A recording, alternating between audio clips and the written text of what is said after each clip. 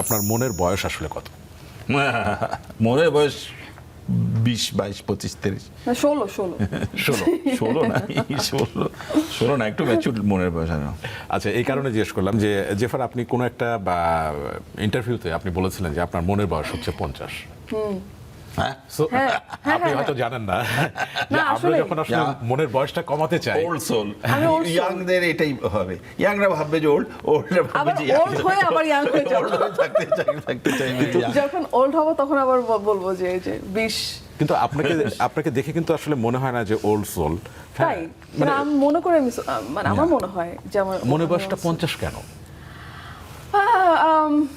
জানি না, আমার চিন্তা মনে হয় যে অনেক ওল্ড স্কুল আমার কাছে মনে হয়।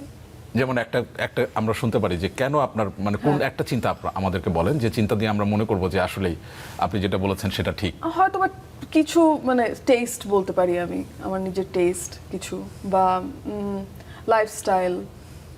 আমি অনেক ইন্ট্রোভার্টেড, মানে একটা 50 মানে ওই এইজে যে মানুষের যেই লাইফটা চাবে ওই লাইফটা মনে হয় আমি এখনই কাটাচ্ছি না ওয়ে। মানে আমার কাছে মনে হয় ওইখান থেকে লাফালাফি দাপাদাপি হয়তো কম করি। হ্যাঁ, কম করে। হ্যাঁ, এবং ওটা ছোটবেলা থেকে, এমন না যে এটা এখন থেকে। আমার যেমন এখন একটু কোথাও বেড়াতে গেলে মানে আমার সেম এজের মানুষজন গেলে আমরা একভাবেই থাকি, কিন্তু আমার ফ্রেন্ডের ওয়াইফরা ওরা কিন্তু চুরাচুরি মার্কেট দৌড়াদৌড়ি করতে, কিন্তু আমাদের হচ্ছে যে একটু আরাম করে কোথাও চিল হয়ে হেলান দিয়ে বসে থাকবো, এটাই ভালো লাগে।